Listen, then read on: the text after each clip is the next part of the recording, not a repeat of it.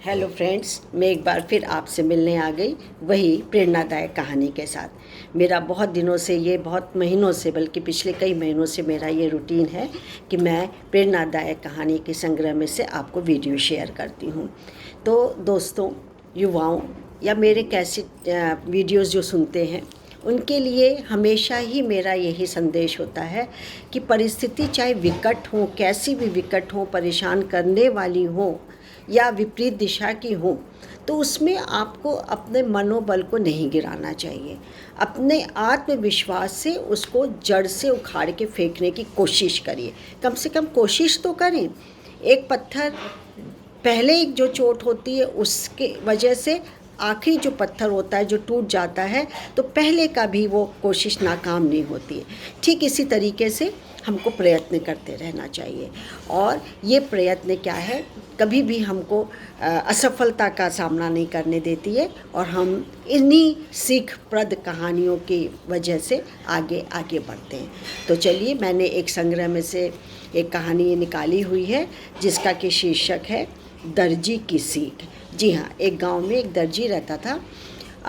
बस इधर उधर के थोड़े बहुत कपड़े सिल करके कैसी तरीके से गुजारा कर लेता था और कोई था भी नहीं उसका।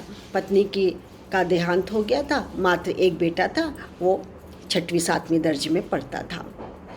खैर कोई बात नहीं। और लेकिन स्वभाव से बहुत ही विनम्र था, बहुत ही ईमानदार भी था और बड़ी कभी कभी सीख देने वाली चीज़ें दे देता था जो कि हर बच्चे के मन मस्तिष्क में वो छाप छोड़ती थी। और बच्चा जो कि है कभी भी विपरीत परिस्थितियों में विकल नहीं होता था, परेशान नहीं होता था। तो ये तो उसकी क्वालिटी थी ही। अब एक दिन क्या हुआ कि उसका बच्चा स्कूल में जो जाता था, किसी वजह से कोई स्कूल में किसी की डेथ होने की वजह से, कंडोलेंस होने की वजह से उसको वापस घर की तरफ आना था। तो सोचा घर में तो कोई होगा नहीं, मेरे पिताजी भी अभी तो दुकान पे होंगे, चलो आज दुकान चलते हैं, हम पिताजी की कुछ मदद करेंगे, कुछ देख के सीखेंगे। ठीक है, वो चल दिया। तो पिता ने एज़ यूज़ुअल पूछा कि अरे आज स्कूल नहीं गए, या स्कूल से तुम जल्दी कैसे आ गए? तो उसने अपनी राम कहानी बता दी, जो राम कहानी थी। तो बोला, पिताजी मैं तो आपके पास ही बैठूंगा थोड़ी देर, जब आप घर चलेंगे दोपहर में तो फिर मैं आपके साथ चलूँगा। बोले ठीक है, बैठो। अब वो सिलाई कर रहा था, अपना सिलाई करते करते उसने देखा कि पिताजी कैसे बारीकी से कैंची से कपड़ा काटते हैं और काटने के बाद वो अपने पैर के नीचे उसको कैंची को दबा देते हैं। उसके बाद सुई फिर से वो कपड़े को सिल देते हैं और सुई को अपने टोपी में जो पहने होते हैं उसमें खोंस लेते हैं, यानी लग देते। खोंसने का मतलब समझते हैं ना, लगा देते हैं। ये बनारसी भाषा है, कनपुरिया भाषा भी है। तो क्या हुआ, बड़ी देर तक वो ये कार्यक्रम देखता रहा और 5-6 बार तक पिताजी ने यही किया कि जब भी वो कैंची चलाते थे, कैंची को तो पैर के नीचे दाब देते थे और सुई को अपने टोपी में लगा लेते थे। उससे नहीं रहा गया। बोले बार बार पिताजी यही कर रहे हैं, कोई अंतर भी नहीं कर रहे हैं, ये क्या है?